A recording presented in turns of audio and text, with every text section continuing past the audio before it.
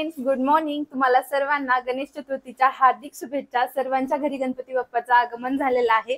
सगळीकडे खूप मंगलमय वातावरण आहे.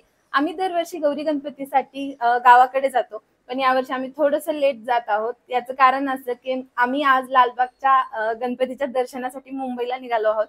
आज मी ब्लॉग स्टार्ट, माझी पूजा वगैरे सगळं आवरून केलेलं आहे. पूजा मी कशी केली काय ते मी तुमच्यासोबत शेअर करेलच व्हिडिओमध्ये. कसे जात आहोत किंवा तिथे दर्शनासाठी आम्हाला किती वेळ लागला ते मी तुमच्यासोबत शेअर नक्की करेल. आम्ही गेल्या वर्षी पण गेलो होतो, पण आमचं गेल्या वर्षी चरण दर्शन झालं नाही. यावर्षी विकेंड आला तर त्यामुळे मी आणि सुमितने ठरवलं की आपण चरण दर्शनसाठी जाऊया. तर आम्ही त्यासाठी निघालेलो आहोत. तर व्हिडिओमध्ये आता काय काय होईल, आम्ही काय तिथे कसे कसे जातो किंवा किती वेळ लागतो हे सगळं शेअर करेल, तर तुम्ही नक्की बघत राहा. हरतालिकेच्या पूजेला दही भाताचा नैवेद्य दाखवून उत्तर पूजा केली आणि घरच्या गणपती बाप्पाची पूजा करून आम्ही निघालो मुंबईला. अटल सेतू मार्गे मुंबईला आम्ही फर्स्ट टाइमच गेलो आणि मुंबईला आम्ही पोहोचलो जवळपास 2.5 तासात. मीन कॉलनीच्या बस स्टॉप पासून आम्ही लागलो चरण स्पर्शच्या लाईनला.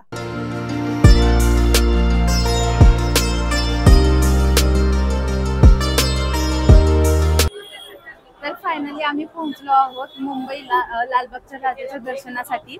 आणि लाईन खरंच खूप मोठी आहे. 1 ते 1.5 किलोमीटर लाईन इतकी लांब आहे. आणि आमच्या आधीच एकाचं दर्शन झालं होतं. त्यांनी सांगितले की 17 तास लागले त्यांना.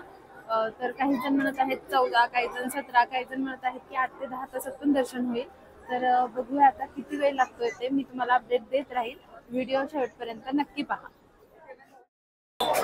तर मेन लाईन होती ती काळा चौकीपासून होती आणि काळा चौकीपासून आम्ही 1 किलोमीटरचं अंतर सुमारे 3 तासात पार केलंय.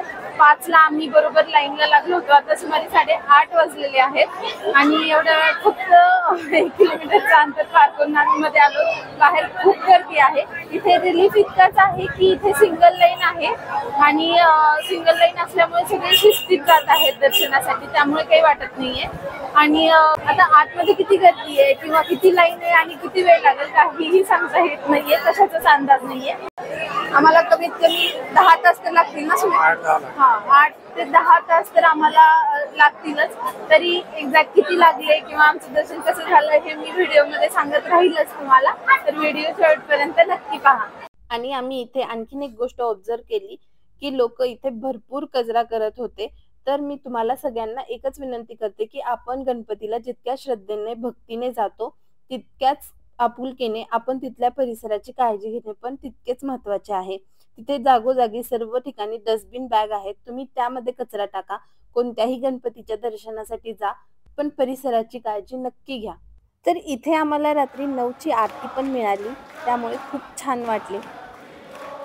तर 6 तासानंतर आलोय आतील मंडपामध्ये, जिथून आता भरपूर सारी लाईन आहे आतमध्ये पण आतमध्ये व्यवस्थित तुम्हाला सिटिंग अरेंजमेंट वगैरे केलेली आहे आणि त्यामुळे तुम्ही इथे बसू शकता. त्याचबरोबर इथे खूप सारे आउटलेट्स आहेत, त्यामुळे जर तुम्हाला काही भूक लागेल तर तुम्ही खाऊ शकता. तर आम्ही 5ला लाईनला लागलो होतो आणि आता जवळपास 11 वाजलेले आहेत आणि तरीही अजून 2 तास लागतीलच असं वाटतंय, कारण आम्ही आतापर्यंत फक्त निम्म्या लाईन कव्हर केलेल्या आहेत. आणि अजून हे तुम्ही माझ्या मागे बघू शकता की तर हे असं सगळं रोटेशन मध्ये आहे आणि अशा जवळपास 30 ते 35 लाईन्स असतील आणि याची डबल रोटेशन करावी लागते. तर भरपूर टाइम जात आहे.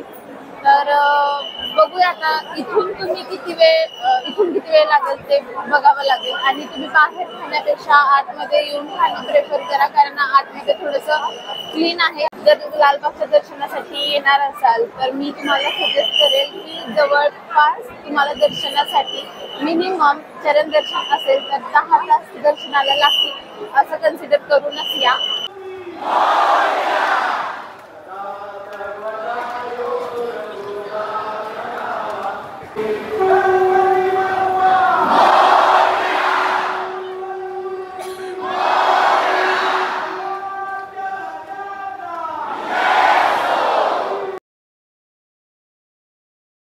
तर 7 ते 7.5 तासाच्या प्रतीक्षेनंतर बाप्पाची ती एक झलक आणि सगळंच विसरायला होतं. जेव्हा चरण स्पर्शच्या लाईनला लागले तेव्हा असे ठरवले की बाप्पाला भरपूर काही सांगायचे आहे, मागायचे आहे. आणि जेव्हा बाप्पाची ती झलक, तो रुबाब समोर दिसला, तेव्हा खरंच सर्व भान हरपून गेले आणि काहीच आठवले नाही. खरं तर बाप्पाला सगळंच माहिती आहे ना, काही सांगायची गरजच नाही. पण तरीही असे वाटते की त्याला काय सांगू आणि काय नको. पण तो दरच वेळेस आपल्याला भरभरून देतो. अपेक्षेपेक्षा जास्त देतो.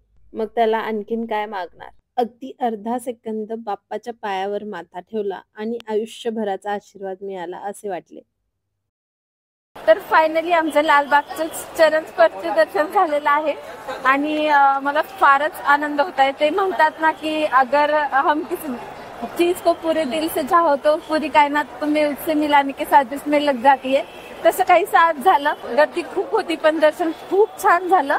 तर तुम्ही पण जर लालबागच्या राजाच्या दर्शनाचा प्लॅन करत असाल तर आमच्या गेल्या वर्षीच्या आणि या वर्षीच्या एक्सपिरियन्स वरून जर तुम्ही पहिल्या दिवशी सकाळी 10 ते 2 मध्ये दर्शनाला गेलात किंवा इतर वेळेस रात्री 2 ते 5 मध्ये दर्शनाला गेलात तर कम्पॅरेटिव्हली तुमचे दर्शन लवकर होते.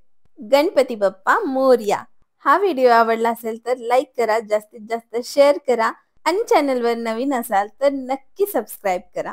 थँक्यू.